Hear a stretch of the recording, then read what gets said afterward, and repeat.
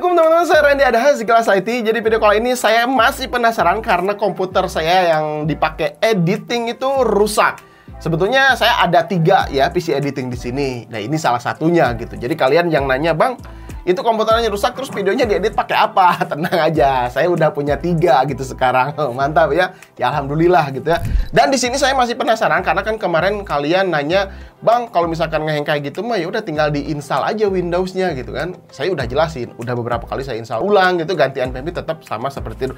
Di sini saya penasaran langsung aja beli dan ini baru datang ya motherboard-nya. Karena feeling saya motherboard-nya ini yang agak sedikit bermasalah gitu ya. Karena pemakaiannya udah 5 tahun. Ya sebetulnya nggak jelek juga ya motherboard ini. Penggunaan 5 tahun ya cukup lah kan, garansinya cuma 3 tahun. Apalagi ini dipakainya tiap hari gitu ya. Lumayan oke lah ya. Kalau dipakainya sehari 2 jam atau 4 jam, kemungkinan umurnya bisa lebih panjang lagi gitu. Oke, di sini saya udah beli nih motherboard-nya gitu ya. Langsung aja kita akan buka. Nah ini saya beli lagi ASRock lagi H310 ya. Kenapa beli ini? Ya saya juga pengennya beli yang seri B nya gitu ya. Tapi siapa tahu gitu kan motherboardnya atau prosesornya yang rusak. Jadi yaudah saya beli seri H yang lebih murah, yang penting LGA-nya sama, soketnya sama gitu. Oke, kita akan langsung saja bongkar ya. Kita akan langsung masukkan semua komponen yang saya pakai di komputer ini, saya tancapkan ke sini.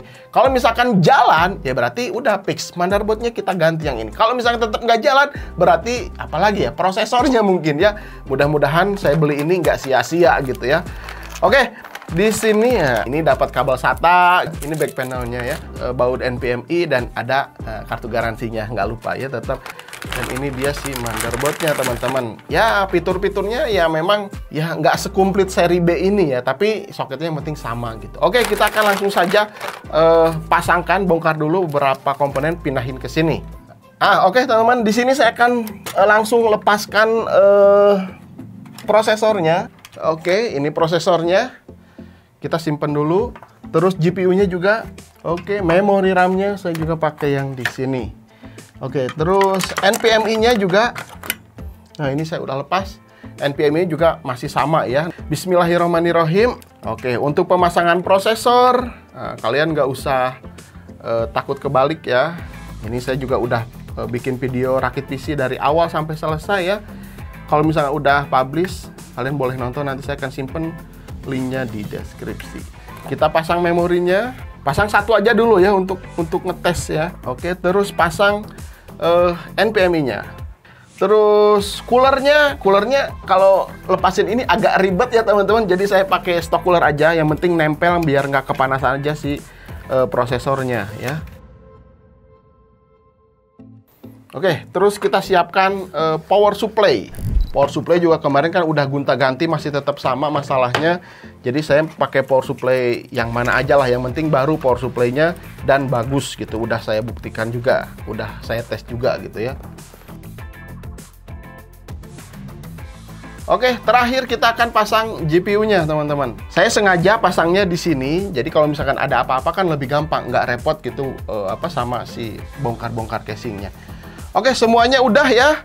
Kita akan colokkan dulu kabel power HDMI dari monitor.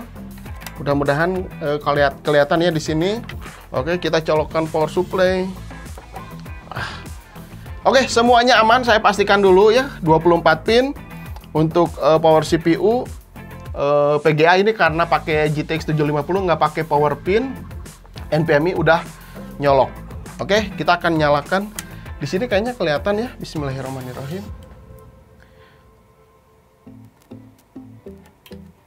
Oke. Nyala. Aduh. Kabelnya nih, kabel power supply. Oke, kita akan coba colokan. Nah, baru juga kan?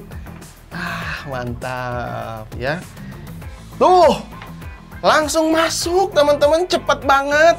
Belum juga saya nyolokin keyboard. Alhamdulillah teman-teman. Akhirnya ya komputer saya nyala lagi ya. Komputer editing saya. Kemungkinan besar ini dia adalah motherboardnya dari slot memori RAM-nya yang bermasalah. Ini pakai memori RAM yang bawaannya baru 1 keping gitu kan, udah jalan. Kalau kemarin kan tancap satu keping, dia nggak masuk BIOS gitu ya. Tuh kan, ini. Kita akan coba masukkan 2 keping ya. Kita akan tes ya. Ya siapa tahu memori RAM-nya bermasalah gitu kan. Tapi kalau sampai sejauh ini sih ketika masuk kayaknya benar-benar motherboard-nya kemarin teman-teman. Jadi pengalaman yang saya dapat di sini kemungkinan ya motherboard ini tuh memang ada umurnya. Ya namanya juga barang elektronik ya, mau brand A, B, C. Saya juga tidak di sini tidak menjelekkan suatu brand atau tidak membaguskan suatu brand gitu ya. Tapi ini sharing aja, berbagi pengalaman ya. Komponen atau PC yang saya pakai selama 5 tahun dengan kondisi baru ternyata tidak ada masalah gitu ya. Semuanya baik-baik aja, normal. Kalau misalkan umurnya ya udah 3 tahun gitu ya, sesuai dengan garansinya habis, biasanya ya ada aja gitu ya masalahnya. Sama lah kayak di otomotif juga kan kayak gitu. Motor 3 tahun gitu ya, garansinya habis. Kalau misalkan dipakai tiap hari gitu ya, tetap aja gitu kita harus servis, kita harus rawat gitu ya si motornya supaya tetap berjalan normal. PC juga sama, ini umurnya 3 tahun garansinya. Ya di umur 5 tahun ada masalah ya wajar aja gitu ya. Oke, kita akan sambil nyalakan ya teman-teman. Ya siapa tahu kan memori RAM-nya rusak, sekalian saya mau ganti ke si XPG D35 ini memori RAM baru. Tapi kalau ini jalan ya udah ini pakai gitu ya. Oke, jadi ya kayak tadi ya, pengalaman ini tuh kan langsung masuk ya teman-teman. Pengalaman ini mudah-mudahan bisa bermanfaat untuk teman-teman ya. Sebetulnya motherboard ini kayaknya masih tetap bisa diservis ya teman-teman. Kita bawa ke tukang servis yang bisa, yang jago benerin motherboard.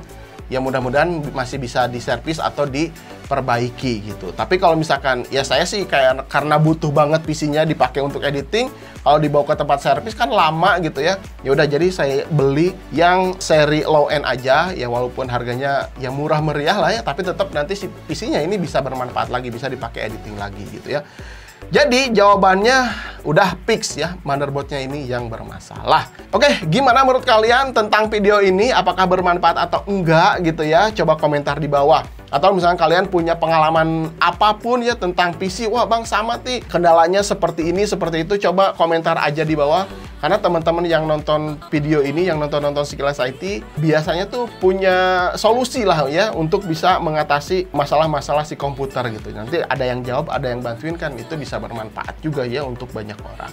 Oke, untuk pengujiannya kalau misalkan kalian penasaran dengan spek PC ini yang saya pakai, nanti saya akan buatkan satu video lagi rakitan PC dengan total ya keseluruhan komponen yang saya pakai ini ya. Dan nanti dites juga performanya seperti apa, tes game, tes benchmark, tes seperti biasa gitu ya. Nanti mungkin di part 3-nya gitu ya.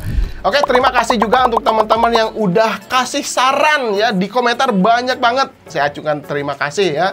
Luar biasa ya kalian punya solusi-solusi yang bisa saya lakukan langsung di sini, dan ya memang terbukti gitu kan. Saya ganti motherboardnya udah langsung jalan. Sampai ketemu di video berikutnya. Saya Randy Adha, Sekilas IT. Assalamualaikum warahmatullahi wabarakatuh. Salam teknologi. Pengalaman pakai memori RAM DDR4 di puluhan rakitan PC, saya pakai XPG Spectric D50. SSD dapat, performa garang, dan kestabilan ini bisa diandalkan. Terbukti sampai sekarang belum ada kendala. Apalagi sekarang XPG dan ROG berkolaborasi memproduksi memori RAM Spectric D50 yang bersertified ROG. Kelebihannya ketika disetting di BIOS ada XMP tambahan yang bersertified ROG. Kita tinggal aktifkan saja dan speed berjalan lebih tinggi daripada defaultnya, yakni di 3800 MHz CL17. Ketika saya uji di memori benchmark, saat default hanya mendapatkan speed read 36.747 megabit per second, latensi di 69,6 nanosecond. Dan ketika berjalan di XMP ROG Certified-nya, speed read ini meningkat menjadi 51.281 megabit per second dengan latensi hanya 52,7 nanosecond aja. Pengguna awam juga bakalan bisa menikmati kecepatan ini. Hanya cukup pilih XMP ROG di BIOS aja tanpa harus pusing overclock, dan PC kita jauh lebih kenceng. Info harga terupdate bisa cek link di deskripsi.